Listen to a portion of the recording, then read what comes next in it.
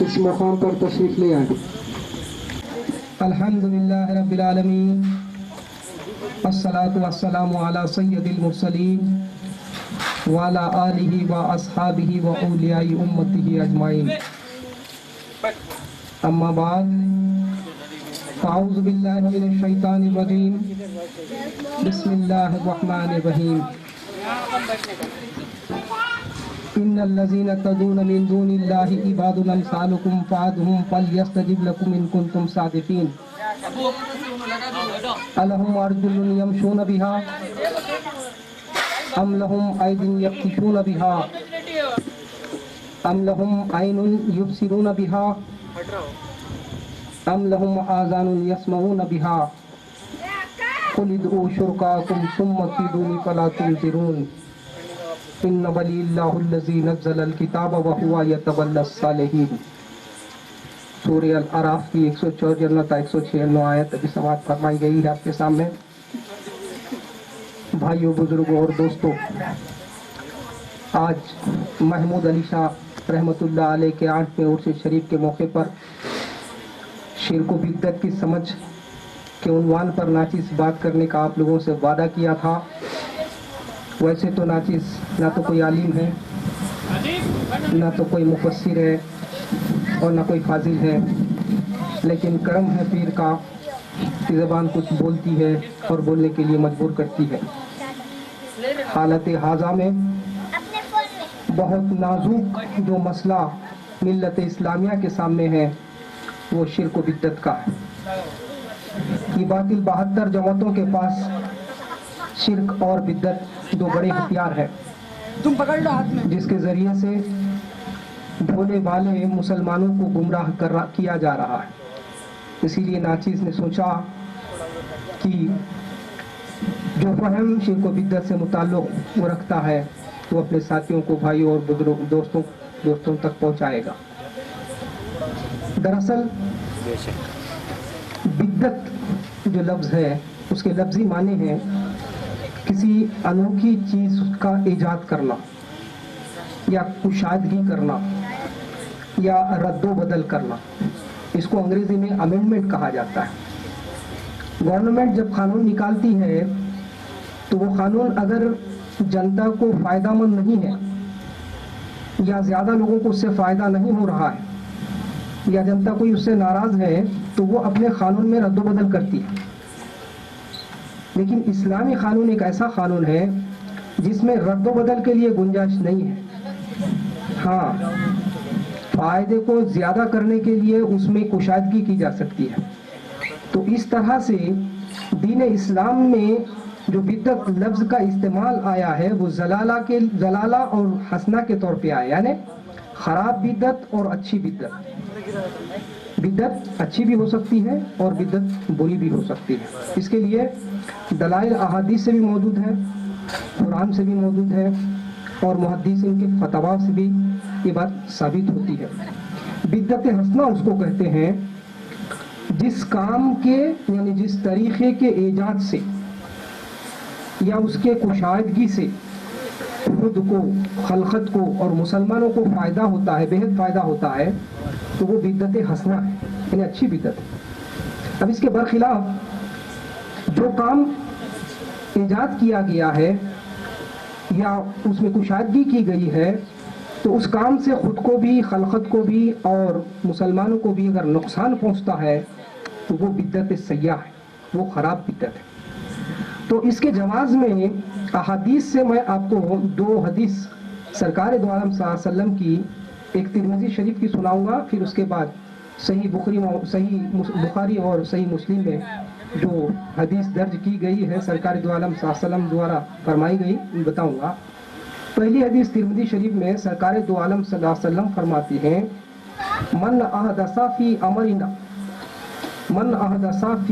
امرنا ھذا ما لیس منہ فہو رد۔ سرکار دو عالم صلی اللہ علیہ وسلم فرماتے ہیں کہ جس نے ہمارے دین میں نئی بات ایجاد کی جس کی اصل ہمارے دین میں نہیں ہے، یعنی اصل سے مراد جس کا بیج ہمارے دین میں نہیں ہے، وہ بات رد ہے۔ کون سی بات رد ہے؟ جو بات ہمارے دین سے ताल्लुक़ नहीं रखती है, जिसकी असल, जिसका बीज हमारे दीन में नहीं है, वो बात रद्द है। इसके बरखिलाफ जिसकी असल दीन में मौजूद है, जिसका बीज दीन में मौजूद है, वो बात रद्द नहीं होगी। ये बात भी इस सेंटेंस से जाहिर हो रही है। इस सरकार दो आलम सल्लल्लाहु अलैहि वसल्लम का फरमान जो था, उनके फरमान की ये शान थी कि जब कोई बात कहते थे तो एक ही बात में लपट के 2-4 बातें बोल देते थे। अब जो समझदार होता था उसको समझ लेता था, जो ना समझ होता था वो 72 फिरके बना लेता है। आप गौर कीजिए, मन अहदसा फी अमरिना हाजा मा लैसा मिन्हु फहुवा रद्द। वो बात रद्द की जाएगी जो नहीं है और हमारे दीन से उसका ताल्लुक नहीं है, दीन में उसकी असल या बीज नहीं है, वही बात रद्द, बाकी सारी बातें रद्द। एक और हदीस है तिरमिज़ी, सही बुखारी और सही मुस्लिम में सरकार दो आलम सल्लल्लाहु अलैहि वसल्लम फरमाते हैं कि वमन इब्तिदाउ बिद्दतुज़ ज़लाला, वमन इब्तिदाउ बिद्दतुज़ ज़लाला ला यरज़ाहल्लाहु व रसूलुहु। सरकार दो आलम फरमाते हैं कि वो जो दीन में नई बात को ईजाद करता है, यानी वो नई बात बिद्दतुज़ ज़लाला है, अगर जो वो ईजाद करता है यानी ख़राब बिद्दत है, बिद्दतुज़ ज़लाला कहते हैं ख़राब बिद्दत को, ख़राब काम को जो दीन में ईजाद किया उसको फरमाते हैं कि अल्लाह भी पसंद नहीं करता और रसूलुल्लाह भी पसंद नहीं करता। अब ये सेंटेंस में आप गौर कीजिए कि वो काम जो बिद्दतुज़ ज़लाला है, जो ख़राब बिद्दत है, ख़राब बिद्दत को जो ईजाद करता है उसको रसूलुल्लाह भी पसंद नहीं करते हैं और अल्लाह भी पसंद नहीं करते हैं। अब देखिए इस सेंटेंस में पॉजिटिव बात छुपी हुई है, पॉजिटिव बात पे बुरखा पिनाकर आपने नेगेटिव बात को कहा है। यानी जो बिद्दत हसना की ईजाद करता है, बिद्दतुज़ ज़ला का अपोजिट वर्ड क्या है? खराब बिद्दत का अपोजिट वर्ड क्या है? अच्छी बिद्दत। खराब बिद्दत पैदा करने वाले को अल्लाह रसूल पसंद नहीं करते, तो अच्छी बिद्दत पसंद करने वाले को अल्लाह रसूल पसंद करते हैं। तो सरकार की ये शान थी कि जब कहते थे तो अनोखे अंदाज में कहते थे। यहाँ पर मैं एक बात आपको समझाने के लिए बताता हूँ। सरकार दो आलम सल्लल्लाहु अलैहि वसल्लम यूँ भी कह सकते थे कि जो अच्छी बिद्दत को ईजाद करता है उसको अल्लाह भी पसंद करता है, रसूल अल्लाह भी पसंद करते हैं, यूँ कह सकते थे। लेकिन क्यों नहीं कहे?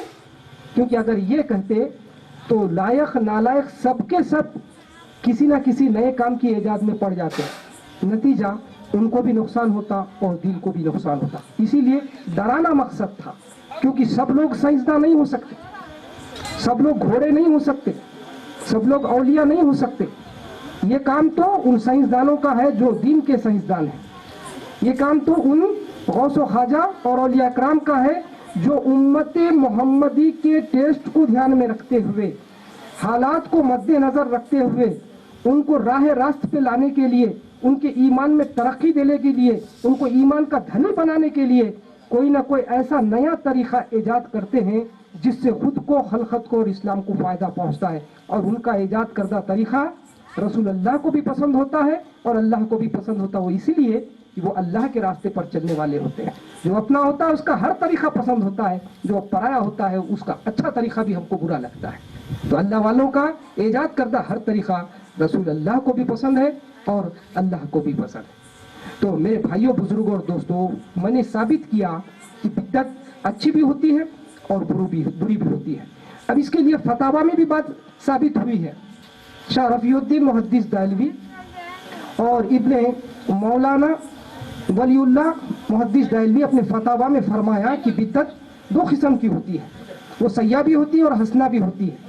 और जो हसना होती है उसके ज़ाब्ते में कोई अच्छी बात पाई जाती है जिससे दीन को फ़ायदा होता है, और जो ख़राब बिद्दत होती है उसमें उसके ज़ाब्ते में कोई बुरी बात पाई जाती है जिससे इस्लाम को, दीन को नुकसान पहुंचता है।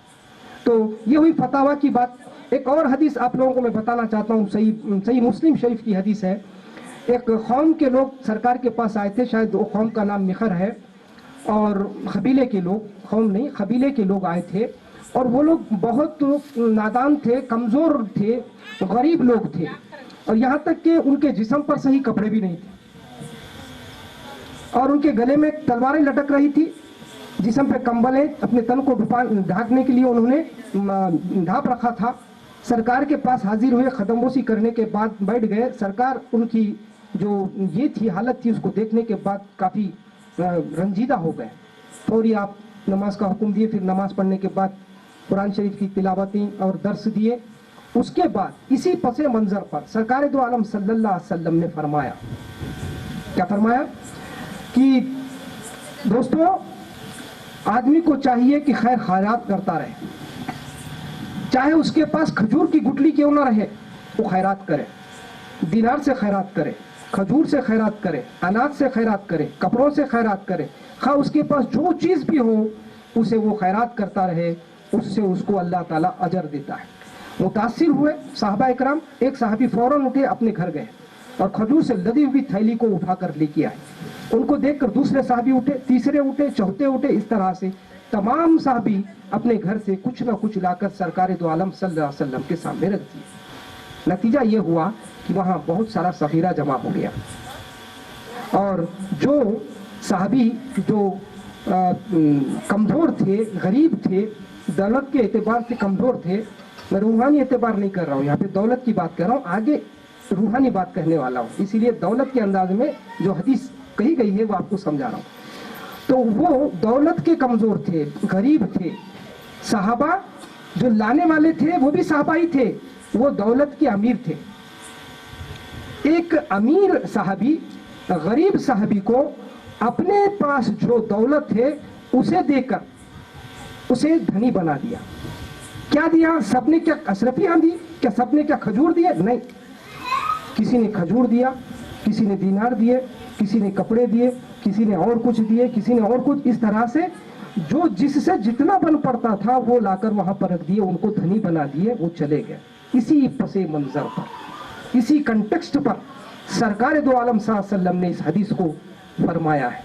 कहा कि जो लोग हमारे दीन में अच्छे तरीके को ईजाद करते हैं उसका अजर पाएंगे, और जो उनके बाद उस तरीके का अमल करेंगे उनको भी इसका सवाब मिलेगा, पहले शख्स के सवाब में कमी हुए बगैर।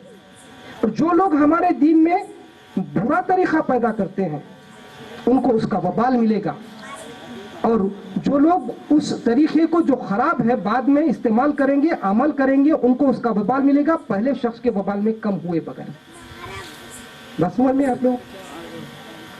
तो यहाँ पर ये जो पसे मंजर है, इस पसे मंजर पर ये जो बिद्दत की बात कही गई है, नया तरीका मीन्स बिद्दत ही है ना, तो ये बात क्यों कही गई है?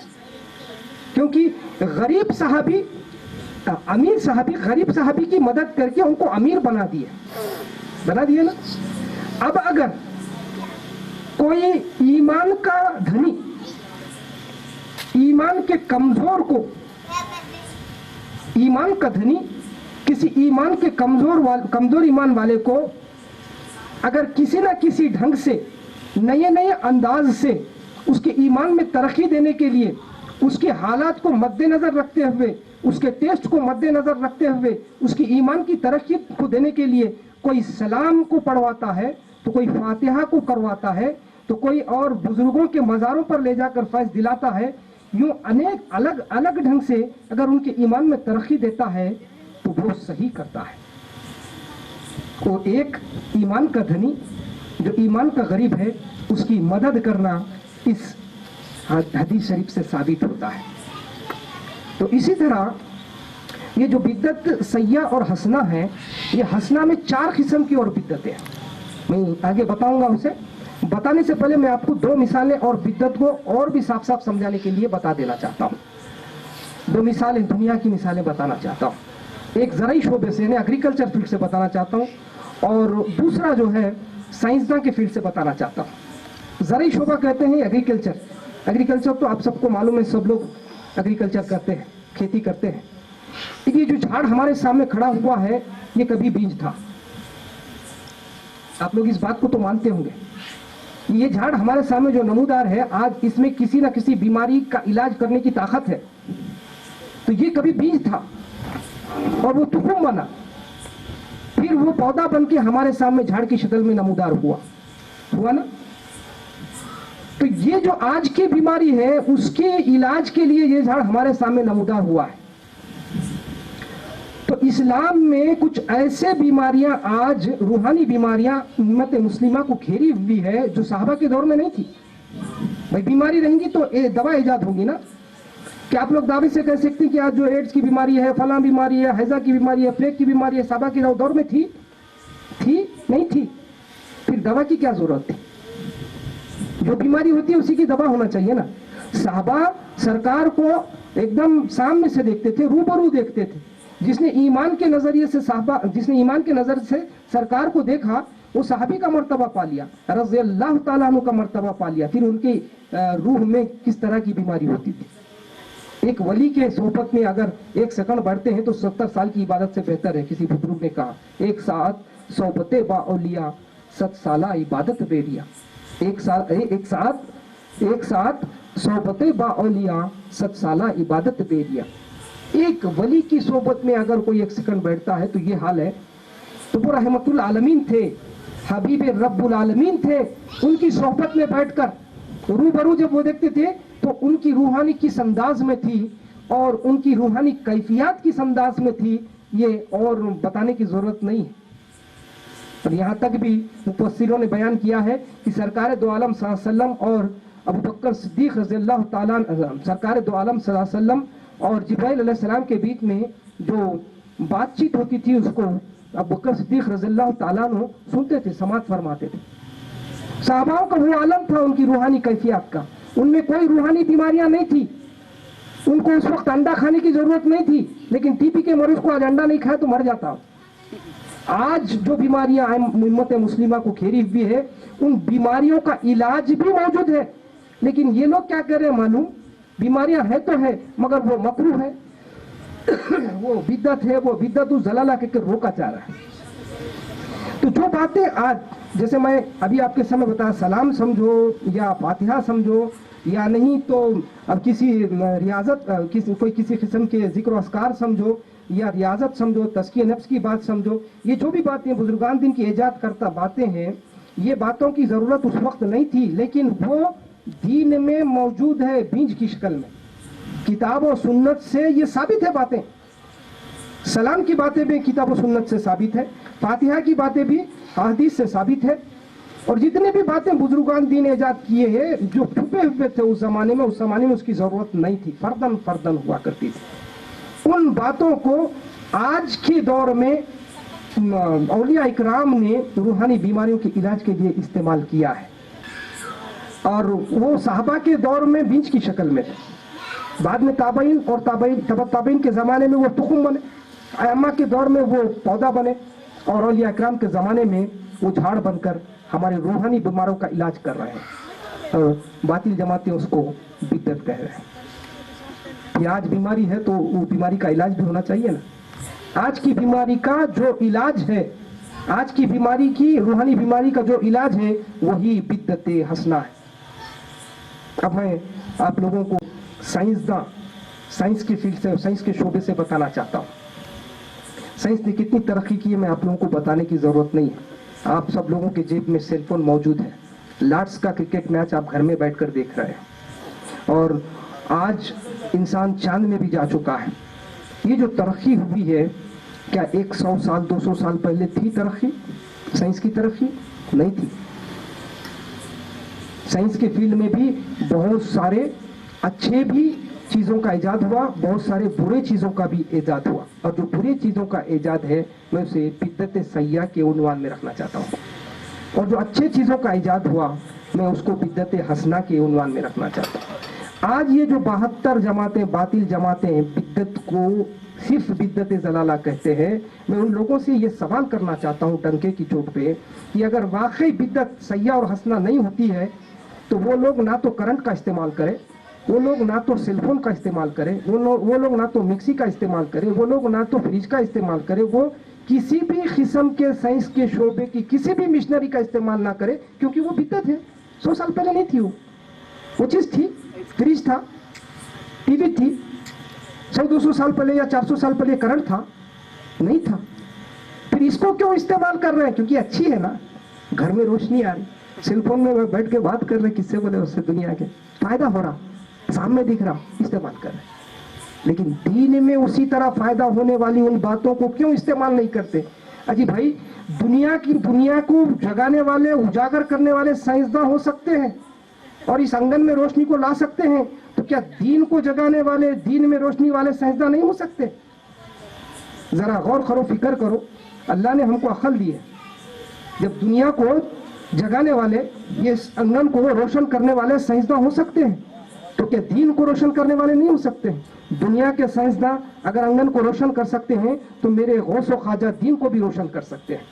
ان کے ایجاد کرنا ہر طریقے میں کوئی نہ کوئی راز اور عرفان چھپا ہوا تھا. جو اس کو نہیں سمجھتا ہے وہ گمراہ ہے. یہ ہے بدعت سیئہ اور بدعت حسنہ. اب ایک بات میں آپ کو بتانا چاہتا ہوں کہ بدعت حسنہ میں بھی 4 قسم ہے. اچھی بدعت بھی 4 قسم کی ہوتی ہے. یہ میں نہیں کہہ رہا ہوں، یہ علماء خود اس کو بانٹے ہیں. علماء لوگ خود بیٹھ کر سب لوگ متفق ہو کر یہ بدعت کو 4 قسم سے بانٹے ہیں، 5 قسم سے بانٹے ہیں. 5 قسم میں ایک حرام ہے آخری. جو پہلے کی 4 ہے وہ حرام نہیں ہے. ایک واجب ہے، بدعت واجب ہے، اور دوسری بدعت مندوب ہے، تیسری بدعت مباح ہے، اور چوتھی بدعت مکروہ ہے. یہ 4 بھی حرام نہیں ہے، لیکن ایک ہی اس میں حرام ہے بدعت، وہ آخری بدعت حرام. اور حرام کیا ہے معلوم؟ نئی جماعت کا ایجاد کرنا، فرقہ باطلہ کو عروج میں لانا. فرقہ باطلہ سے مراد وہ فرقہ، وہ جماعت جس سے امت مسلمہ بہک جاتی ہے، جس سے امت مسلمہ کا ایمان برباد ہو جاتا ہے. ایسے کسی نئی جماعت کو، نئی راہ کو چننا ہی بدعت حرام ہے. باقی جو 4 باتیں ہیں وہ واجبہ جو ہے، فائدہ پہنچانے والی تعلیم کو حاصل کرنا، دینی تعلیم یا نہیں تو نحو، علم نحو، اور اسی طرح تصوف بھی ایک علم ہے. ایسے تعلیموں کو آدمی جب سیکھتا ہے تو اس سے اس کا دماغ کشادہ ہوتا ہے اور اس میں انسانیت آتی ہے. اسی لیے وہ زمانے میں ایسی بات نہیں ہوا کرتی تھی صحابہ کے دور میں، لیکن بعد میں ضروری ہو گیا کہ انسان کو انسان بنانے کے لیے تعلیم ہونا بھی ضروری ہے. تو علماء نے کہا کہ اسے بدعت واجبہ میں رکھا جائے، واجب قرار دیا گیا اس کو. یعنی ہر ایک آدمی تعلیم کو سیکھنا چاہیے، تعلیم کو لینا چاہیے. اور دوسری جو مندوب ہے، دینی مدارس کو بنانا اور کسی بھی اس طرح کے جو دین سے تعلق رکھنے والے عمارتوں کو بنانا، اس کو بدعت مندوب میں رکھا گیا ہے. تو عمارتوں میں جو دین کو فلاح اور بہبودی دینے والے عمارتیں ہیں، اسی طرح خانقاہ بھی تو دین کے لیے ہی کام کرتا ہے. خانقاہ سے تصوف کی تعلیم اور قرآن کی باطن کو سمجھایا جاتا ہے. ایک انسان کو انسان بنایا جاتا ہے، بے ایمان کو ایمان والا بنایا جاتا ہے. یعنی اسلام کے فروخت کے لیے خانقاہ کا قیام ہوتا ہے. اسی لیے اس کو مندوب میں رکھا گیا ہے. وہ لوگ نہیں رکھے ہیں، لیکن میں آپ کو بتا رہا ہوں کہ خانقاہ بھی مندوب میں ہی آتا ہے. اور تیسری جو بات ہے مباح، وہ لذیذ اشیاء کا استعمال کرنا. یعنی جو صحابہ کے دور میں نہیں تھی، بریانی نہیں تھی وہ زمانے میں، 65 نہیں تھا، چکن 65 نہیں تھا، اور بھی بہت سارے کھانے کی اشیاء اس وقت موجود نہیں تھے، لیکن آج ہم لوگ بے جھجک اسے کھا رہے ہیں. کبھی کھاتے وقت ہم کو یہ خیال نہیں آیا، یعنی مجھے یہ خیال نہیں آیا کھاتے وقت کہ کیا صحابی کبھی بریانی بھی کھائے ہوں گے. میں نے آج تک نہیں سمجھا، حق کہہ رہا ہوں آپ کے سامنے بیٹھ کر. کبھی میرے دماغ میں اتنا خیال نہیں آیا کہ کیا صحابی بھی کبھی بریانی کا ٹیسٹ دیکھے ہوں گے. یہ خیال مجھے نہیں آیا، جبکہ آنا چاہیے، کیونکہ میں بدعت پر ہر بدعت کو ضلالہ نہیں کہتا ہوں، اس لیے شاید مجھے وہ خیال نہیں آیا ہوگا. لیکن میں ان لوگوں سے سوال کرنا چاہتا ہوں جو لوگ بدعت کو، ہر بدعت کو بدعت الضلالہ یعنی خراب بدعت کہتے ہیں. وہ لوگ کبھی سوچے ہوں گے کہ صحابہ کے دور میں بریانی تھی، چکن 65 تھا. آج جو لذیذ اشیاء ہے کیا وہ اس وقت موجود تھے؟ نہیں تھے، لیکن آج ہم اس کو کھا رہے ہیں. کیوں؟ کیونکہ یہ بدعت مباح ہے، حرام نہیں ہے. ہم کو پورا حق ہے. وہ زمانے میں نہیں تھا تو کیا ہوا؟ وہ زمانے کی کوک جو پکانے والے تھے وہ ان میں اتنا شعور نہیں تھا، اسی لیے یہ نئے چیزیں ایجاد نہیں ہوئی. ہمارے زمانے کے کوکس بڑے بڑے تعلیمات حاصل کر کے، بڑے بڑے ڈگریاں لے کے اچھا پکوان کر رہے ہیں. نئے نئے طریقے، روز نئے پکوان جو ہے نکل رہے. 100-200 قسم کے کھانے ہمارے دعوتوں میں ہوتے ہیں. یہ ہماری خوش نصیبی ہے، سرکار کا صدقہ ہے. تو کیا سرکار مکو کھاؤ بولے؟ نکو کھاؤ بولے؟ کھاؤ بولے، حرام نہیں ہے. तो उसी तरह से दीन के जो सैजदा है, गौस व ख्वाजा है, तो नए नए टेस्ट को पैदा किए हैं उम्मत मुस्लिमा की तरफ और लोगों को बुलाने के लिए। भाई अच्छी चीज पकड़ी तो कोई भी खाने आएंगे ना, आएंगे नहीं आएंगे? अच्छी चीज पकड़ी तो किसको भी खुशबू आए तो मजा आता, जाके खाना दिल बोलता। तो उसी तरह ये लोग भी नए नए दीन में जो है टेस्ट वाले काम पैदा करें, जिससे सब लोग जमा हो सके और दीन की बात को सुन के उसका फायदा उठा सकते। तो उसमें समा आता है। समा मबा है, बिद्दत मबा है, हराम नहीं है, बिद्दत मबा है। फिर जो चौथी बिद्दत है वो मकरू है। मकरू भी हराम नहीं है। अब मकरू तो सबको मालूम है, ये तीन तो नहीं मालूम, मगर मकरू लफ्ज़ तो सब सुनते रहते हैं। क्यों सुनते रहते हैं? क्योंकि अंडा मकरू है, झींगा मकरू है, घोड़पल मकरू है, खूब खाते हैं। अब देखिए अरबस्तान में तो घोड़पल तो गली गली मार के खाते, इतने घोड़पल खाते हैं कि वहां जितने घोड़पल खाते हैं कोई लोग नहीं खाते। मकरू है, मकरू चीज खा रहे, हराम नहीं है। तो उसी तरह दीन में भी बिद्दत मकरू भी हुआ करती है, तो वो हराम नहीं है। तो वो मकरू में जो है ऊद को जलाना और भी दूसरी बातें इसमें मौजूद है। तो आखिरी जो बात मैं आपको बिद्दत हराम कह रहा हूँ, वो दीन को बर्बाद करने के लिए कोई नए तरीके का ईजाद करता है। अब ये बात तो आपको समझ में आ गई कि बिद्दत दो किस्म की होती है, एक सयाह होती है, एक हसना होती है, यानी कि अच्छी बिद्दत होती है और बुरी बिद्दत होती है। अच्छी बिद्दत से खुद को, खलकत को और इस्लाम को फायदा होता है, बुरी बिद्दत से खुद को और खलकत को और इस्लाम को नुकसान होता है। तो मैं शिर्क को बात समझ में आ गई। अब फाइनली मैं आपको बिद्दत के बारे में इतना कहकर आगे बढ़ना चाहता हूँ कि इस्लाम में जो भी नए तरीक़ों का ईजाद हुआ है औलिया अकराम के द्वारा और बुजुर्गान दिन के द्वारा, उनके हर तौर तरीक़े में और उनके हर अदब और अतवार में कोई ना कोई राज छुपा हुआ होता है, कोई ना कोई इरफान छुपा हुआ होता है। उस राज को समझे बगैर उसको शिर्क या बिद्दत का खिताब दे देना जहन्नुम का रास्ता नापने के बराबर है।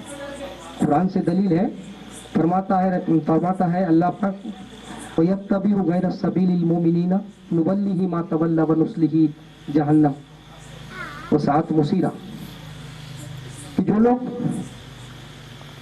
मोमिनों के रास्ते से हटके उनके आदाब व अतवार और उनके तौर तरीके पसंद ना होने की वजह से ही हट जाता है ना, कोई भी उनके रास्ते से हट जाके कोई नई जमात को ईजाद कर लेता है और उसी रास्ते पर चलने लगता है, तो अल्लाह पाक फरमाता है कि हम उसको उसी रास्ते पर आगे बढ़ा देते हैं, हत्ता कि वो जहन्नुम में पहुंच जाता है, हत्ता कि वो